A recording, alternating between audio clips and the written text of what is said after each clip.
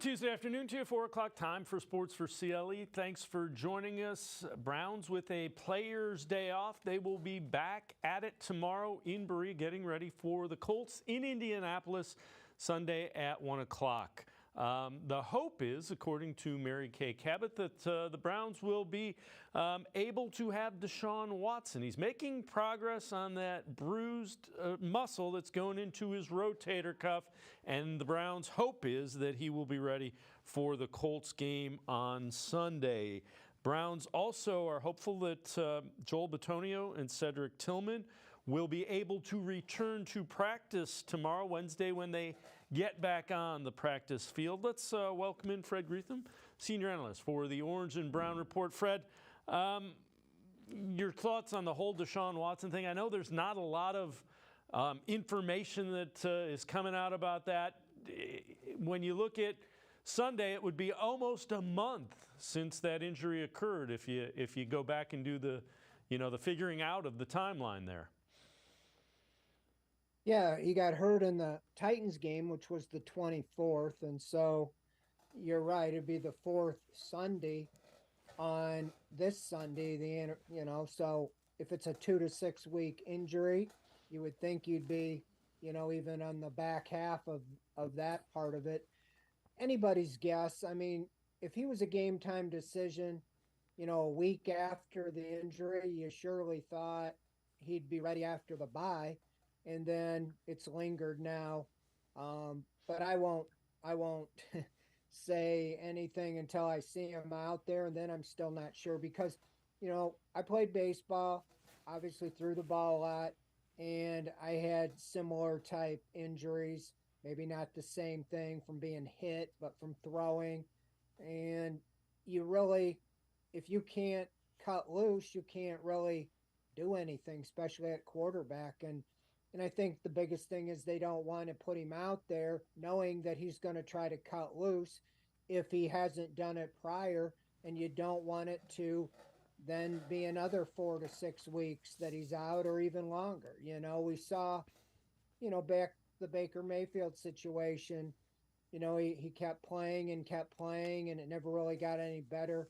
I think it was I think because he had a separation and needed surgery at the end. So if there's no structural damage in there, I think you just want to let it heal up, because I guarantee you the Ravens, the 49ers, even the Colts are going to target that shoulder, and hit him and try to make him, be less effective. So, I mean, that's kind of common sense there. And so I don't really think they know until he's out there showing them. I mean, I think what happened, he told them, I'll be fine. I'll be out there, even on as close as the day or two before the game. And nobody knows. I mean, Stefanski said 2 or 3 times, nobody knows his body like he does. And so we're going to trust him. And I think a lot of that, might have hurt them because they just went by the word and they didn't really push it or see anything until an hour and a half before that game. So this is from the Bleacher Report. 3 takeaways from the Browns' win over the 49ers. Number 1, Cleveland survives mistake from P.J. Walker, the quarterback. Number 2, the defense passes its biggest test of the season so far. And number 3, run game is starting to reemerge. We'll talk about the defense at length in the next segment. Let's go. Let's talk a little bit about P.J. Walker and the run game. Fred, there were throws that P.J. Walker made in that game where I was like, oh, that's pretty good. And then there were throws that I made that he made that was like, whoa, what are you doing? I mean, it was a really up and down performance by P.J. Walker. Well, and let's not be surprised. He wasn't, a grizzled 10-year veteran, like a Case Keenum, somebody like that. He started a few games, I think 7 in the NFL, but none this year. And so he had a little experience. And so that's kind of what you saw, some good and some bad. And I think really what they wanted after the GTR game is just don't lose us the game. Give us a chance to try to win it. And, and for the most part he did, but then there at the end, put him in a position where, he almost lost the game. They dropped an interception, would have sealed their fate. But he did what he had to do and made some plays. And what do you expect? He came up from the practice squad, a day or two before, and that's kind of what you got. I think that Josh Dobbs would have been similar, except Josh Dobbs had been in the system longer. It might have given you a little better effort, but you got to win. Everybody forgets about, all the negatives. You didn't really expect or want your backup to ever play, this year, and yet for like the 10th time since the team came back, they played at least 3 quarterbacks starting games. And I would have never guessed that in game 6, you would have had your third string quarterback, PJ Walker, playing and Jerome Ford starting at running back. And, that's what it goes in the NFL. The run game was actually pretty good. They needed to kind of tweak it during the bye week, and it looks like they figured some things out. Yeah, it was, I don't know how to describe it. I was on a lot of shows before the game, and I said the best thing the Browns have going for them is the 49ers blew out the Cowboys. They're 5-0. They're coming in here. Maybe they'll have a letdown coming to the East Coast. And they did to some degree, but as far as the running game, the same thing. You thought, okay, I wrote a story last week just for the game. They've struggled after 200-yard games in the first 2 with Nick Chubb out. They rushed for like 44 prior to a garbage drive and 78 in those 2 games. And then they put up 160 against a team that's given up 64. Oh, and by the way, without 2 Pro Bowl linemen, Jack Conklin and Joe Bitonio. So how can you figure that out against that 49ers front? So you would think with Bitonio coming back, they'd even be able to build on that. But I think it helped. I think Kareem Hunt looked better than he did in the first couple games. Looked like a little quicker, running hard. And Ford, that's what Ford seems to do. He seems to plod, not get much, and then he'll break a big run. And, that 22-yard run was probably the big run of the game, that set up the game-winning field goal. So, as we mentioned, Browns ran the ball more effectively than they have since the Nick Chubb injury. ESPN's Dan Orlovsky takes a video breakdown, shows us some of the things that they did. Take a look at Orlovsky breaking down one of Jerome Ford's runs. Okay, look at this trap.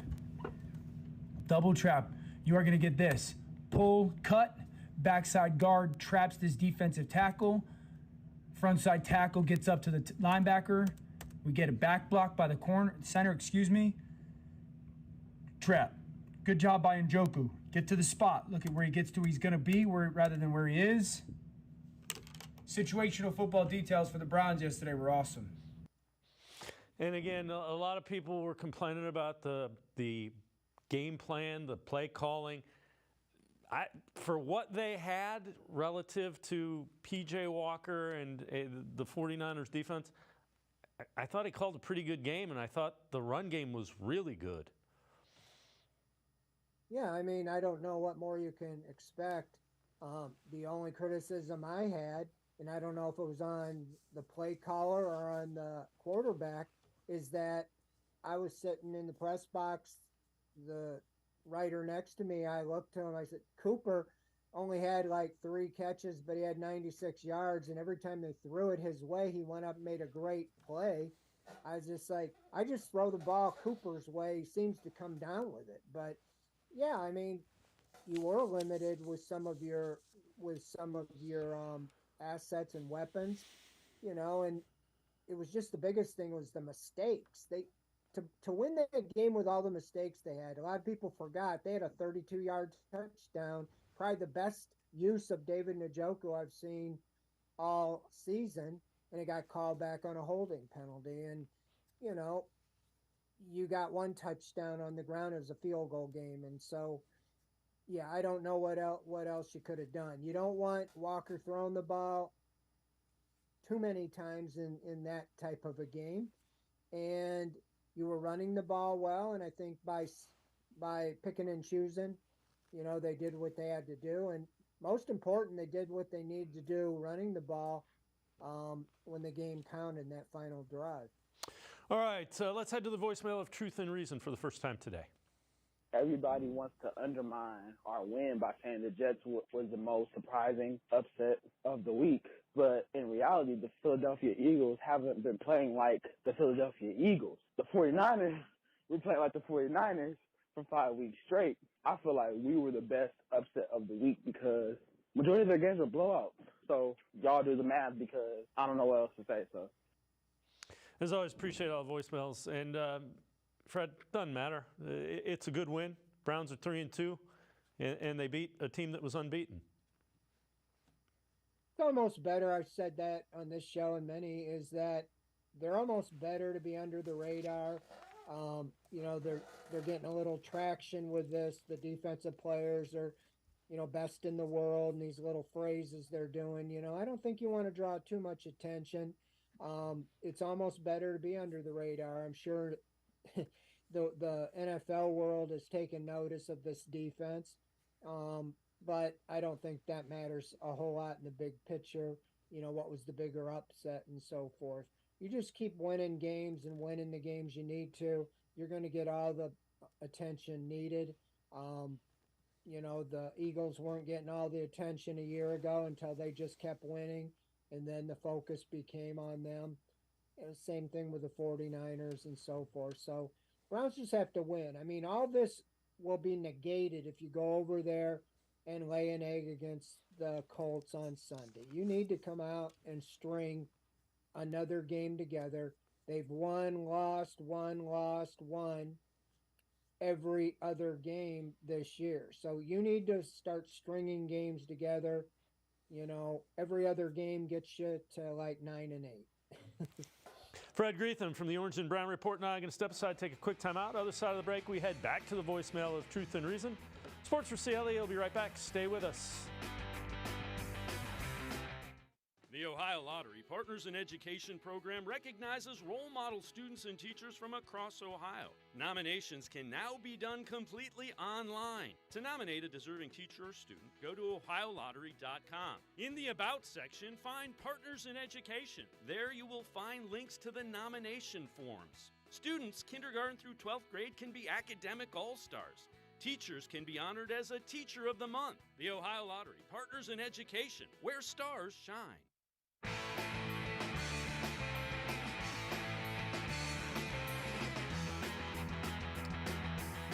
We continue talking Browns with Fred Greetham from the Orange and Brown Report. Let's head back to the voicemail of Truth and Reason. Hey, guys, how about them Browns? They made this Southern Ohio fan proud to go to work on Monday. Schwartz is a heck of a coach, but I think it's about time we start giving Barry some credit for the players he's assembled. And on that note, the extension he gave Will, a lot of people complaining about that, but we don't have any draft picks till the second or third round. Most of the good offensive tackles are going to be taken before we ever have a chance to get to them. So they got to get this kid straightened out and hope it works out. Thanks. Go Browns. Woo-hoo. As always, appreciate all the voicemails. Fred, the one thing I'll say about Jedrick Wills, saw some emotion and some fight from him. And again, I know there were plays where he didn't look great, but there were also plays where he looked pretty good against Nick Bosa. Yeah, I mean, that's the one thing. I mean, he's following Joe Thomas. You're not going to get any better, a Hall of Famer. And he looks like he takes plays off. Some plays, it seems like he only goes a couple seconds and then kind of stops. But he's not he's not a Pro Bowler at this point, in his career. I don't know if he'll ever be one. And the expectations, because you're the 10th pick in the draft, is that you would just step in and be a Pro Bowler. He stepped in and started. Believe me, there's left tackles in the NFL that are much worse than he is. I know that's not a ringing endorsement, but as far as, yeah, their hope is he's young and that he will just continue to improve. Bill Callahan continues to work with him, and he just needs to you would just want him to play all the way to the whistle and just be more consistent, play in, play out, all the way through the play. But when you look at Andrew Berry, and I think he's the same, I've said this, he's put together the best roster that I've ever covered. And a lot of it, he's been probably better in trades and free agency, in my opinion, than in the draft. He's been better in the lower rounds with the draft. Maybe the top haven't been the sure shot guys, but he hasn't had, a lot of top picks, with after the Watson trade. So, yeah, I think I agree. He's put together a great roster. It's just time for him to perform now in the field, and you're seeing some of the guys come into fruition. The JOK is really blossoming. Grant Delpit, that's a second-round pick. 2 second-round picks are starting to step up. You saw it with Peoples-Jones, a 6th-round pick, and some of the other guys. Greg Newsome, 1st-round pick. Martin Emerson, a 3rd-round pick. So, yeah, I think he's put together a good roster. Has he made some mistakes? Yes, but I'd put it leaps and bounds ahead of what they were doing prior to 2020. So Dan Orlovsky takes a look at how the Browns defense played and kind of dictated terms against the 49ers. This game was played by the Cleveland Browns defense in the backfield of San Francisco's offense. I don't know if we've seen a defensive line change the line of scrimmage the way they did against San Francisco. Look at where the line of scrimmage is. What, the 37.5-yard line? This is 1st and 10. Look at the new line of scrimmage. This ball's 2 yards behind the actual line of scrimmage before McCaffrey ever gets close to something. 41-yard line is the original line of scrimmage. Look at the penetration that happens. They are 2 or 3 yards in the backfield on 2nd and 1. This is a defensive line. Dalvin Tomlinson and Myles Garrett and Za'Darius Smith. 49-yard line. Look at this one. This is resetting the line of scrimmage. This was a game that Cleveland's front, they played man coverage. They decided to get vertical down the field and said, we are going to just disrupt everything that San Francisco tries to do. Yeah. I don't know if I've seen that happen to a Kyle Shanahan offense in a long time. It was a dominant performance by that defensive line. And it's been something that the Browns have been doing consistently, Fred. You see they've allowed just over 1,000 yards all season, 3rd fewest by a team through its first 5 games of a season since 1970. Only the Baltimore Colts, 836 yards allowed, and the 1970 Vikings have allowed fewer. And I know you've written an article about this. It's starting to get historical in terms of what this defense is doing. Take us through that article and what you've thought of this defense.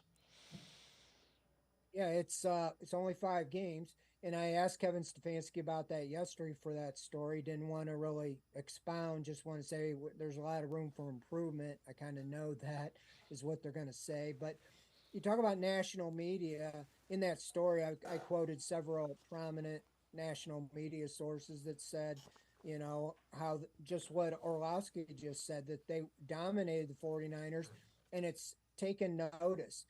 I said on your show and all the way back to West Virginia and all the way back to the spring when they hired Jim Schwartz that I felt that the hiring of Jim Schwartz was the biggest move the Browns made in the offseason before all the free agents and trades and things like that.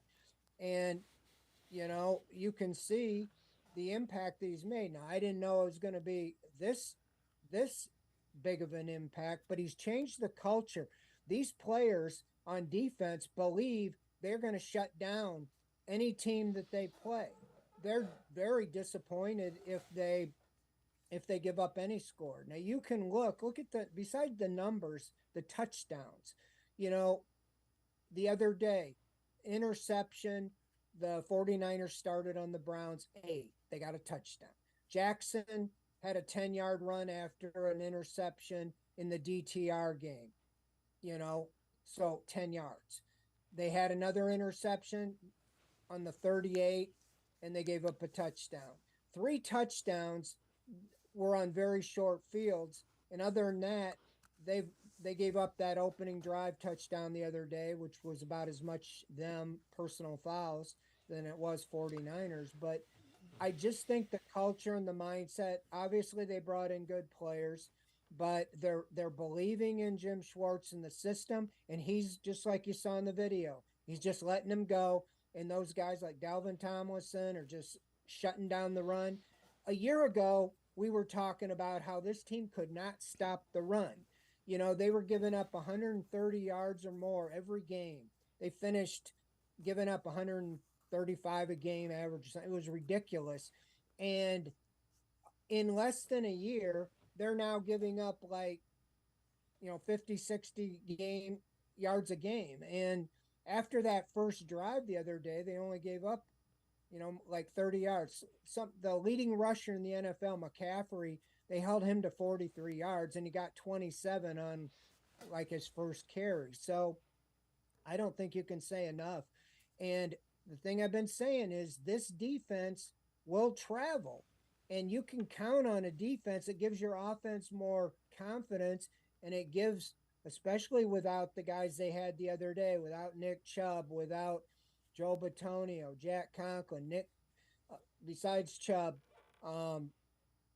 right on down the line, obviously Deshaun Watson, it buys you a little time to find your way on the offense. So hopefully in that last game Watson played, they put up 27 points and looked pretty good, and then he gets hurt. So hopefully he'll be up to speed sooner than later. And if you can put up 20, 25 points in a game, you probably have a good chance to win, because I don't think you're going to see much better offense than what you saw the 49ers. Sure, they had a couple guys dinged up, but so did the Browns. So the Browns are now 3-2, and they have lost the turnover battle in each and every one of their first 5 games. Matter of fact, take a look at this. They are tied for worst in turnover differential with the New England Patriots. And they're talking about this being Bill Belichick, his final year, because that's how poorly the New England Patriots are playing. Browns and Patriots are -8 in the turnover battle, and somehow the Browns are still 3-2. That's how good this defense has been. They've been able to overcome the offense turning the ball over quite a bit. That might be the biggest stat that we talk about, is that how every coach I talk to says the turnover ratio is the number one thing, other than defense obviously holding them to touchdowns. Defense doing great there. But things are going to even out. I would not be surprised one of these games that they get 4, 5, 6 takeaways on that defense. Think about that. They've had 2 interceptions and 2 fumble recoveries. I mean, that is unbelievable through 5 games with this dominating defense. Sure, they haven't been on the field many plays. Think back to the Joe Woods. Remember that year, I think they went to playoffs. They were giving up, they finished the year giving up 26 points a game, and you'd see a drive go all the way down the field, and they would get a takeaway, a fumble or interception, and everybody forgot about it because that's so important. But this team is stopping opponents. They're just not getting the turnovers. When they start getting some turnovers, I think it could really be lights out, because nobody can tell me that, Myles Garrett and Zadarius Smith and those guys aren't going to get to the quarterback and cause a strip sack like the TJ Watts do and make plays. In the secondary, in the man-to-man coverage, are not going to get interceptions. So they come in bunches, and I think that will turn around. But yeah, they're 3-2, and they're last in takeaway ratio, which is unbelievable. Fred Greetham, senior analyst for the Orange and Brown Report. Now I'm going to step aside, take one more time out. We'll head back to the voicemail of Truth and Reason, look a little bit ahead for the Browns. Sports4CLE will be right back. Stay with us. Come back to go forward. Back to learning new things. Back to pursuing your dreams. Tri-C has flexible learning options to fit your life. And every year, more than 1,000 local companies provide Tri-C students with real-world learning. The right education can boost your lifetime earning power by hundreds of thousands of dollars. Start now with a college education you can afford. Try C, where futures begin.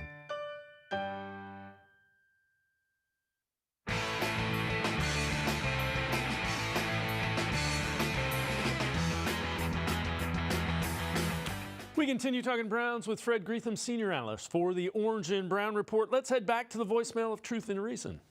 Hey, Dave, Daniel. I'm glad we got the win on Sunday. We really needed that against the Niners. I'm glad to see that we're playing more man-to-man coverage, which we need to do. I'm just wondering about what are we going to do about Joe Pontonio and Conklin being out, and he's so injury-prone. What do you guys think we're going to do with those positions going forward? And I think Emerson has a good future as well, and I'm glad to see that Denzel Ward is finally stepping up. All right, thanks. Good win, guys. Woof, woof. As always, appreciate all the voicemails. Fred, I think they expect Joel Bitonio to be back relatively soon.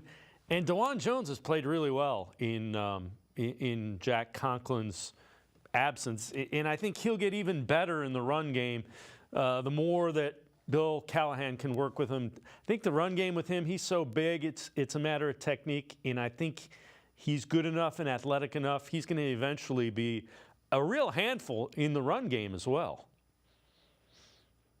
Yeah, as far as Joe Bitonio, when the coach said he thought he would be back to practice Wednesday, that is more information than we're usually given.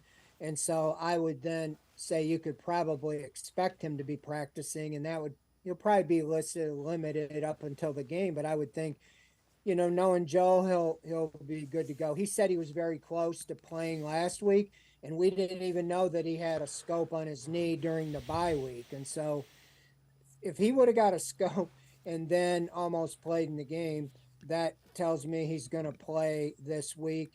As far as Conklin, you hate to see it happen, but I think he's going to be Wally pipped. I mean, DeJuan Jones, how can you ever take him out? You got a behemoth, at right tackle, unless they think he has a future at left tackle.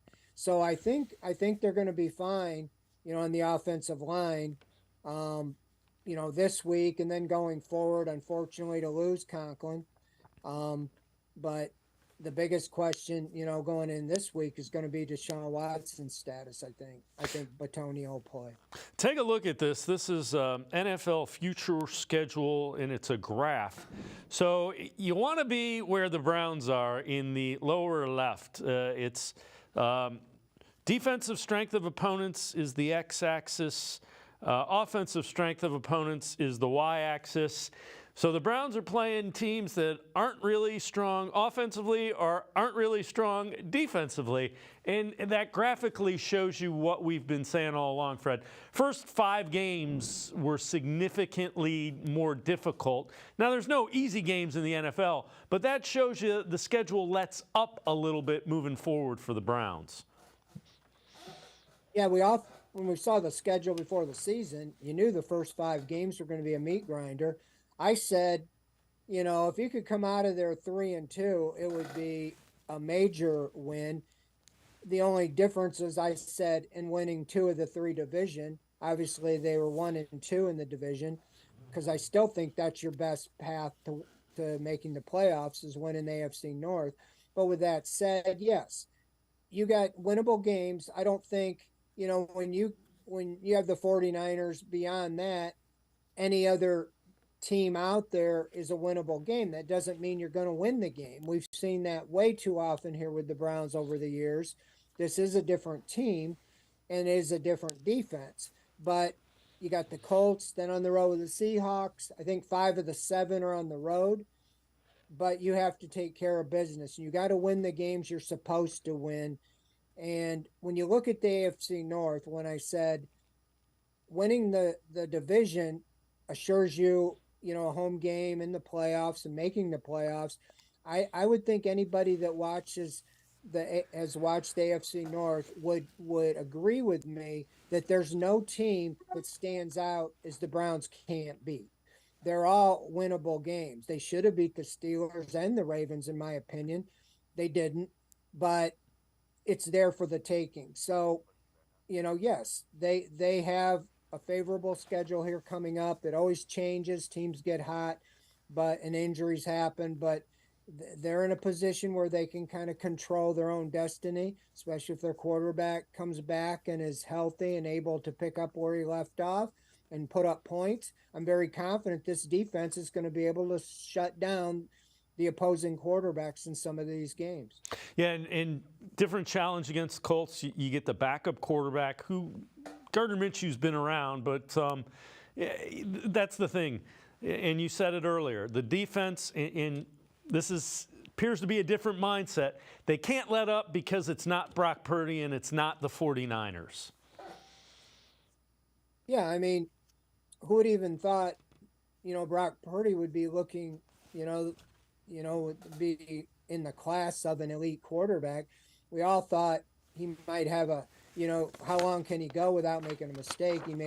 He had probably his biggest clunker since he started against the Browns, and I think a lot of it was because of the Browns' defense. But they're all NFL players, and we always say this any given Sunday, but the difference in the abilities in these players is not that great. How many times do you see a big-name guy go down and the backup that you don't know steps in and you think it's going to be a big difference, and it's not much of a difference? So I just think that they're all going to be good. They're all going to be tough. You got to be spot on. And the one thing going for the Browns is that they have not really been able to start taking the ball away. When they start taking the ball away, even a couple of games, I think, will start turning the tide their way. Fred Greetham, senior analyst from the Orange and Brown Report, as always. Great stuff. Appreciate the time and the insight. Thanks very much, Fred. Thanks for having me. Fred Greetham, make sure you check him out. Always really good stuff. Orange and Brown Report. We're going to step aside, take a quick time out. We continue talking Browns. Casey Kinnamon straight ahead. Sports4CLE will be right back. Stay with us. The Ohio Lottery Partners in Education program recognizes role model students and teachers from across Ohio. Nominations can now be done completely online. To nominate a deserving teacher or student, go to ohiolottery.com. In the About section, find Partners in Education. There you will find links to the nomination forms. Students kindergarten through 12th grade can be academic all-stars. Teachers can be honored as a Teacher of the Month. The Ohio Lottery Partners in Education, where stars shine.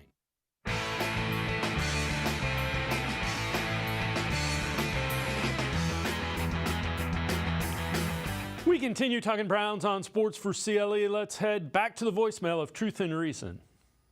I love how I'm hearing a lot of excuses from the 49ers fan base and NFL analysts about why the 49ers lost, when all it is, they try to bully us, and we didn't let them do that. They lost fair and square. They lost in the same rain that we played in. They had all their players. We were down Deshaun Watson, Nick Chubb, Joe Patonio, and we didn't make any excuses, regardless of whether or not we won or lost. Obviously, they're not real contenders because excuses are tools of the incompetent. For all the 49ers fans, just take that L, just be okay, and it is what it is. Go Browns.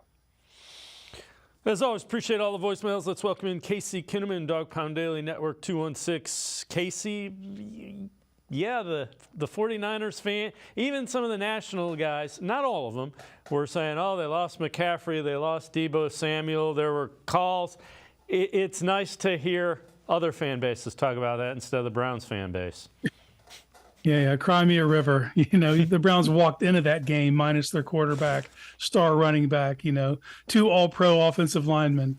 The players that the 49ers lost were during the game. Now, I would argue that maybe Deebo hurt his shoulder in the pregame skirmish, but it's puzzling. Give credit where credit's due, man. The Browns defense, I think that's where the onus needs to go, and that's where the focal point should be, is what they were able to do to this juggernaut of a 49er offense. And the caller has a point, though, just take the L. If there's nothing wrong, the 49ers are still a great team. They're probably still the front runner to represent the NFC in the Super Bowl. I think they're 5-1 with a 97-point differential. I think they're going to be okay. But just take this L because the Browns earned this win. Yep, without question. So Browns getting ready for the Colts, and some news coming out the last several minutes. Grover Stewart is a top 10 interior defensive lineman against the run as far as run stops and defensive positive play percentage, has been suspended 6 games for violating the NFL's PED policy. So he will not be available, and that is pointed out to be a pretty big loss for the Colts, something that they didn't know until a few minutes ago. Yeah, absolutely massive loss for the Colts. That's the strength of their team, in my opinion. Grover Stewart and DeForest Buckner on the inside of that defensive interior. And, without Grover's someone I've always been high on. He was someone I was hoping the Browns would pursue a couple years ago when he was hitting free agency. But, yeah, that's a massive loss for them. We'll just see if the Browns are able to capitalize on that loss with being able to run the ball inside some in this game. So you've alluded to it, and we saw it yesterday. There's a pregame skirmish where the Browns didn't like the way the 49ers were acting. Take a listen to Fox Sports' Jimmy Johnson reacting to it and see what the Browns did via Twitter. So take a look at this one. Hey, this is the worst thing that could happen for Cleveland. Don't poke the bear. They're the best team in football, and now you start to push it and shove. That just gives San Francisco some incentive to go out there and play hard against the team that they should beat. So funny, girl.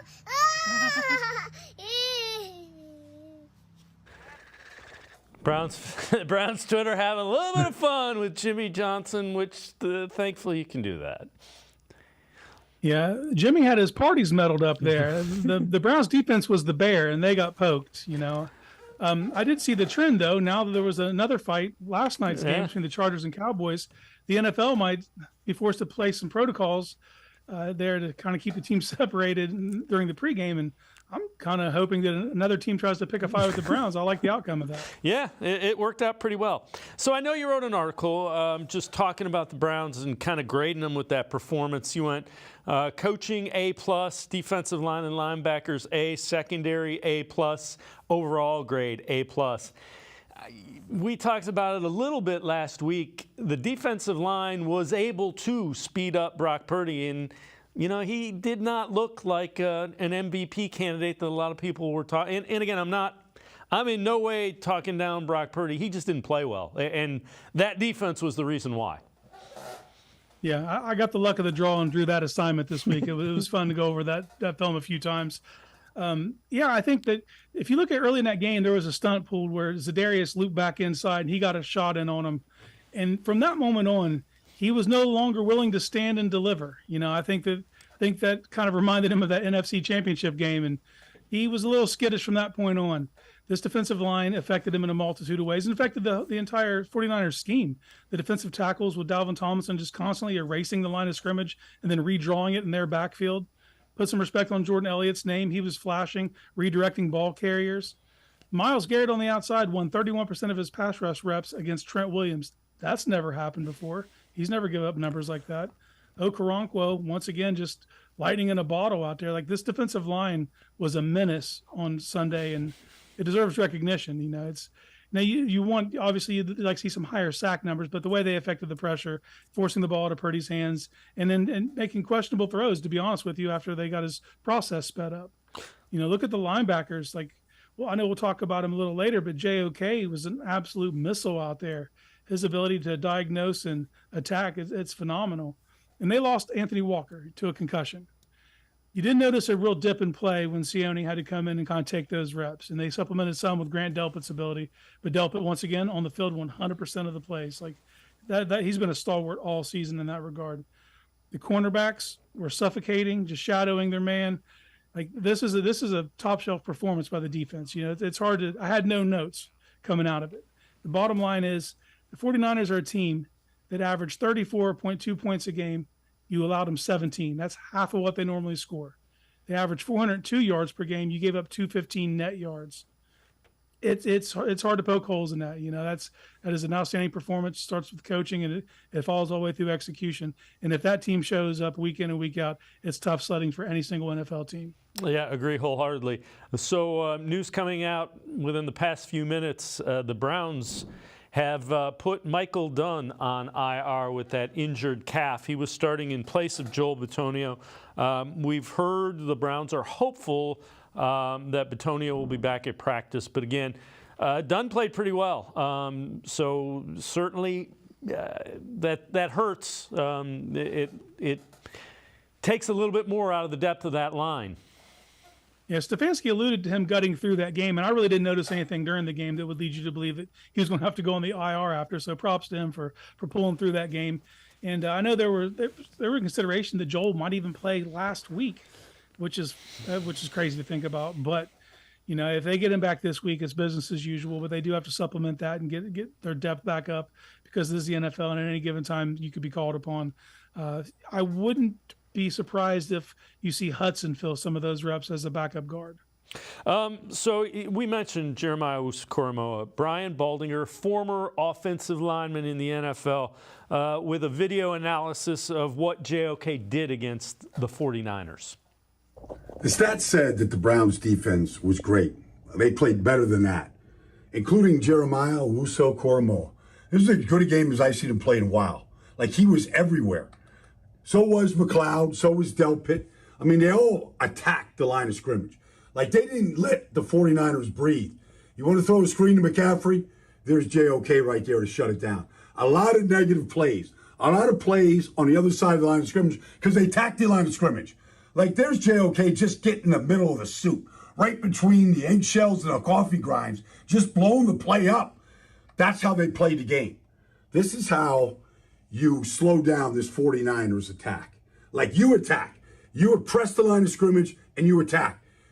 You feel it, you see it, you run, you chase down McCaffrey. It was big. And then they started, like, he was everywhere.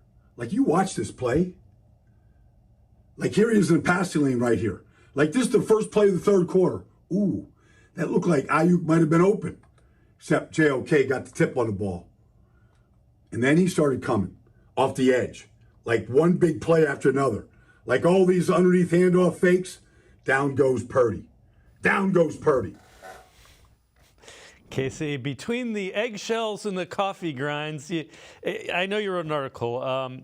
He's really kind of evolved into a weapon. Take us through that.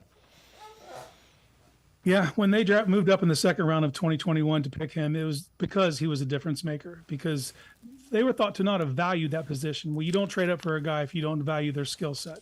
And JOK is unique in his skill set. And he's getting to show what he can do. And disclaimer, maybe he could have done this last year had the Browns had competent defensive tackle play. You know, but now he's being kept clean, and he's showing you what kind of a difference maker he can be.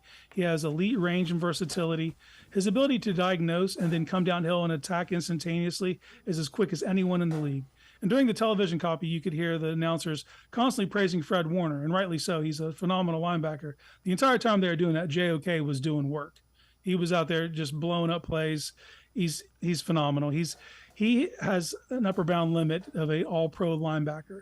And I think that's someone that the Browns need to strongly consider this offseason extending if they have the opportunity, because in this Jim Schwartz defense, he is a true weapon. Casey Kinnamon, Dog Pound Daily Network 216, and I'm going to step aside, take a quick time out. Back to the voicemail of Truth and Reason when we return. Sports for CLE. Be right back. Come back to go forward. Back to learning new things. Back to pursuing your dreams. Tri-C has flexible learning options to fit your life. And every year, more than 1,000 local companies provide Tri-C students with real-world learning. The right education can boost your lifetime earning power by hundreds of thousands of dollars. Start now with a college education you can afford. Tri-C, where futures begin.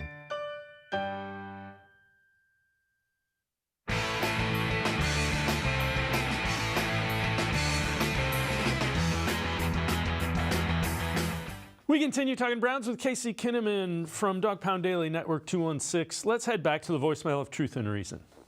Hey, Dave, Frank from Cleveland. Touch base with you on a few things. I think that defense is just starting to gel, to tell you the truth. Number two, the turnovers will be coming shortly once they gel all the way. And finally, I've seen some in-game adjustments by Stefanski, and we need to see more of Elijah Moore and Goodwin on the field at the same time. I don't know. Let me hear what you think, brother. I love you, and be safe, be careful, you and your family. Love you, Dave. Bye. As always, appreciate all the voicemails. Casey, I did notice those two on the field together. I liked it. Is it just me, or has Donovan Peoples-Jones just has not been as big of a part of this offense so far as I thought he would be? No, it's not just you. He's not been a prominent figure in this offense.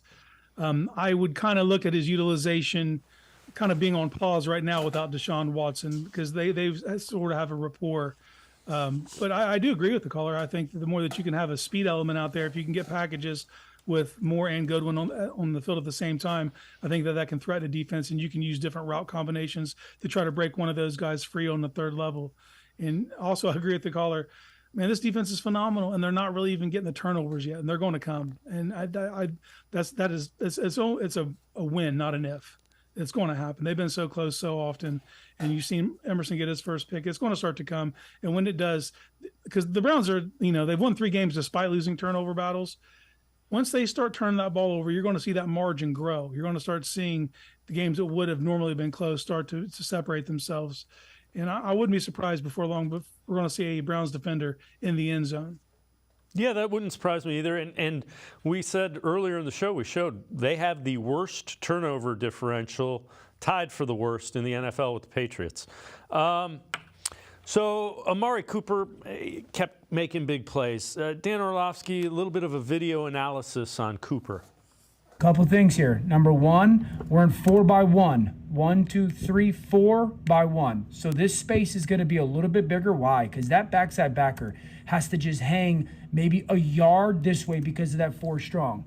I love the route by Amari Cooper. It's cover 2, okay? That safety's playing over the top. That corner's got this deep or this flat area, okay? Let me pick this up. This corner's got this flat area. Now we have a widened space again because of this backer being 1 yard tucked in this way. Amari, widen him. See that corner? He gets that corner to widen and open up. So often these corners will play inside leverage because there's 4 receivers down here. There's no immediate threat right now. So Amari knows I got to be patient on this. I got to widen this guy, widen to make this hole just a little bit bigger. Bang, slant. That's how you create that window. Look how big that window happens because of Amari's patience. That's awesome. And that kind of shows you why Amari Cooper is viewed as a really good route runner. Yeah, it was good work by Orlovsky there, pointing out that the DB started off with inside leverage. Cooper had to sell inside to outside, and as soon as the DB opened his hips, crossed his face. But shout out to P.J. Walker, because that ball was there right on time. If you watch Walker during that play, he doesn't stare down Coop either. He's looking right and just comes right back left, because you know exactly where Cooper's going to be because he's a consummate route runner. He's always going to be where he's supposed to be when he's supposed to be there. So take a look at this. This is how good Amari Cooper has been. 5 contested catches, first in the NFL. 5 catches in traffic, tied for 4th in the NFL. 100% contested catch rate. So even if he's covered, if it's one-on-one, Cooper comes away with it. You can't do any better than that. No, you can't. You can't do any better than that. That catch he had on the right boundary up the sidelines on Tavares Ward's head, like that right there, that's teach tape. That is perfect body control, keeping your balance, staying in bounds, coming down with it, just chef's kiss, And I think that Jacoby Brissett did P.J. Walker a solid by telling him, hey, if Cooper beats his man off the line, just throw it to him. Like, that's the best advice you're going to get for a backup quarterback in that situation, because Cooper is your best friend as a quarterback just because of his dependability. I think like he had such a good season last year, but somehow over the summer, it kind of got overlooked again. Like, I guess because he's not like a sexy option, but man, he's constantly a top 10 receiver. That's just who he is. Everything looks the same in the route stem. He keeps cornerbacks in a blender. He confuses safeties because they have to keep an eye on him because you don't know what he's going to run. There's no route that's off the table in his tree. He's got it all, and he'll get props, but he'll never be considered one of those top guys because he's not a flashy guy, but in the end, that's what this team needs. They need a professional, and Cooper's that guy. So this is concerning, and it shouldn't be this way. Bottom 5 offenses in YAC, that's yards after catch. Jets, you see, 523, Cardinals, 515, Packers, 480, Buccaneers, 478, Browns, worst in the league by quite a bit, 430. And again, that's with guys like Elijah Moore, Kareem Hunt, David Njoku. I got to believe it comes back to the quarterback play. Yeah, but you got to think of it. You had 2 games of backup quarterbacks. Your first game was in a monsoon. And even the first 2 games that Watson did play, he was hitting receivers at the end of their routes, not really giving them an opportunity to get yards after the catch. But you saw in that Tennessee game, he was hitting guys in stride with the ability to turn upfield and get that yak. So I think if you get that version of Deshaun Watson back, I think that you're going to see that number increase. And, man, that number would be way up there if they didn't have these penalties on these tight end screens to David Njoku. I mean, he's had several yards after the catch that just don't count, for one reason or another. But I think that number will increase. I don't think they'll end up in the top 10 or anything. But if you get that Week 3 version of Deshaun Watson back, you're probably looking at a top 20 team in YAC. And that's really probably where they should be. They shouldn't be top 10. They should be in that middle third of the NFL without question. Casey Kinnamon, Dog Pound Daily, Network 216 and I going to step aside, take one more time out. We'll head back to the voicemail of Truth and Reason. Sports4CLE, I'll be right back. Stay with us. The Ohio Lottery Partners in Education program recognizes role model students and teachers from across Ohio. Nominations can now be done completely online. To nominate a deserving teacher or student, go to ohiolottery.com. In the About section, find Partners in Education. There you will find links to the nomination forms. Students kindergarten through 12th grade can be academic all-stars. Teachers can be honored as a Teacher of the Month. The Ohio Lottery Partners in Education, where stars shine.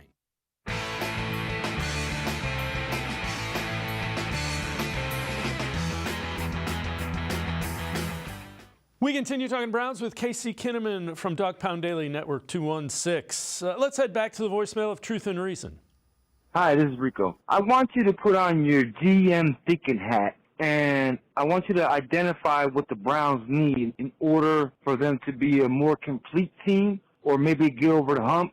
In my opinion, I would like another wide receiver. I mean, maybe trade DPJ and some draft capital to acquire a better wide receiver too. What say you? Thanks. Go Browns. As always, appreciate all of the voicemails. Casey, we've alluded to it. They had a couple of games, one of DTR, one of P.J. Walker. Deshaun Watson, I don't know what this passing game looks like yet. I'm not opposed. I'm not saying no to upgrading the wide receiver room. I don't know if you know that for sure yet, though. Yeah, that's why I would pump the brakes, because if you get the Week 3 Deshaun Watson back, then you look at someone like DPJ, his usage. He got 3 receptions on 4 targets for 49 yards. That's about what I need out of him. I don't really, you already got Coop and you got all these other pieces. We don't know exactly what they were looking with. We got to get this thing on a roll before we automatically cut bait with someone. And you could look at someone like DPJ and just think, it's not playing out the way you thought it would. He's probably not going to be here next season. Get something for him if you can, but you have to be able to replace that now. And who's going to cut bait with a receiver to require a receiver? It just, I don't think the math adds up. I think that you're probably looking at the room that you have, and then if you have to pivot next offseason, you supplement DPJ's reps with Cedric Tillman and maybe even a Michael Woods, and probably draft someone. But I don't really see an absolute need. I would get some offensive line depth maybe if you were to make a move, but it's I don't know exactly what we're cooking with, like you said. So I'd let this thing play out, and if we get closer to October 31st before you make any trade decisions. Yeah, and you still, I probably sound like a broken record. They still haven't figured out a way to utilize what I think is a pretty good weapon in Elijah Moore. Yeah, there still seems to be a lot of meat left on the bone. But we need Watson in there to figure out what it's going to be. What it looks like with the backup quarterback is going to be different than what it looks like when you get Watson fully back and up to speed. Fingers crossed. They were using a lot, too much of the gadget route at first. I think there needs to be a little, little pieces of that, but you got to get that guy downfield. He creates too much separation for you not to utilize that and get big chunk plays, because this is a team that needs to be more explosive, and he's like the leading candidate to make that happen. Yeah, and you saw Marquise Goodwin running the jet sweep, and it looked different.